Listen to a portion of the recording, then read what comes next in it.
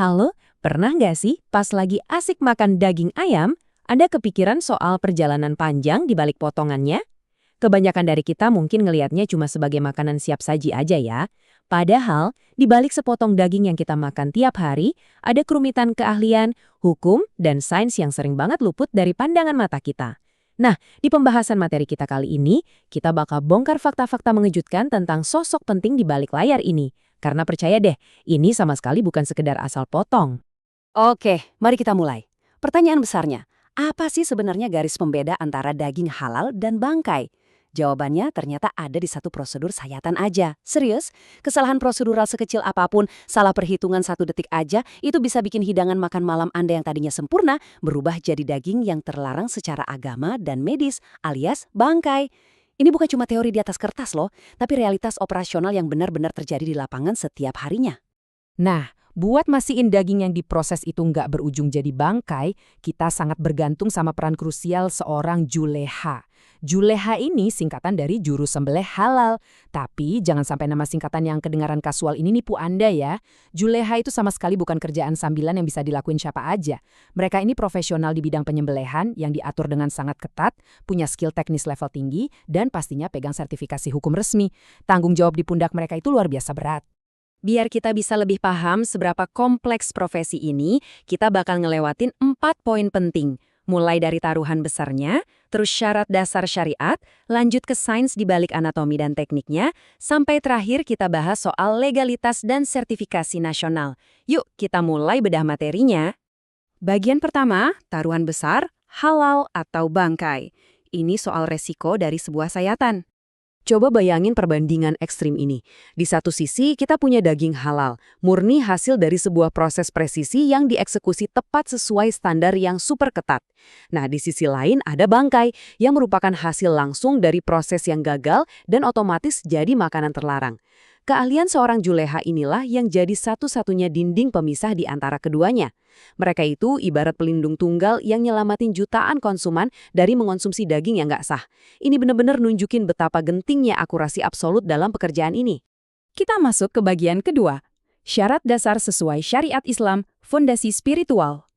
Dan ini nih yang bikin semuanya makin jelas. Majelis Ulama Indonesia atau MUI menetapkan 5 kriteria dasar yang sifatnya absolut. Jadi juleha itu emang bukan buat sembarang orang. Pekerjanya wajib beragama Islam, laki-laki, sudah akil balik yang artinya dewasa dan berakal sehat, paham betul tata cara penyembelihan syariat, dan ini yang paling krusial, harus punya keahlian menyembelih yang spesifik. Fondasi spiritual inilah yang jaga integritas prosesnya, mastiin kalau hewan tersebut dapat penghormatan tertinggi dari detik pertama. Selanjutnya, bagian ketiga, anatomi dan teknik sembelih hewan, sains terapan. Nah, apa yang menurut saya paling menarik dari poin ini adalah seberapa dalam pemahaman biologi yang dituntut dari seorang juleha di lapangan. Ini tuh udah nggak melulu soal pemahaman agama, tapi udah mirip operasi bedah dengan tingkat presisi tinggi. Berdasarkan materi, mereka wajib memotong tepat 3 saluran utama di leher unggas, trakea, esofagus, dan pembuluh darah. Kalau salah satu aja dari saluran ini nggak tersayat sempurna, prosesnya langsung dianggap gagal total. Gila kan? Ini benar-benar butuh penguasaan anatomi hewan yang luar biasa matang. Kalau kita lihat lebih jauh soal skill bedahnya, ini dia kunci rahasianya. Sayatan ideal itu harus ada persis di antara tulang leher kedua dan ketiga. Kenapa harus di situ? Karena menargetkan titik bedah spesifik ini tuh langkah krusial buat mastiin hewannya mati dengan benar dan pastinya menghindari kegagalan fatal pemotongan saluran. Ini tuh sebuah perpaduan yang brilian banget antara belas kasih, efisiensi, dan sains anatomi terapan. Dan sekarang kita sampai di bagian keempat. Legalitas dan sertifikasi standar nasional, stempel resmi. Sains dan syariat yang udah kita bahas tadi, semuanya diikat jadi satu oleh sebuah kerangka birokrasi yang kokoh. Ada yang namanya Standar Kompetensi Kerja Nasional Indonesia atau SKKNI nomor 196 tahun 2014. Ini adalah bukti nyata loh, kalau menjadi juleha itu sama sekali bukan cuma sekedar praktik tradisional, tapi sebuah profesi yang diatur dengan sangat ketat, diakui, dan punya sertifikasi legal dari negara. Kenapa sih standar dan kompetensi nasional ini jadi esensial banget? Ya, karena penerapannya di lapangan itu terjadi dalam skala yang super masif, khususnya di fasilitas kayak rumah potong ayam atau RPA.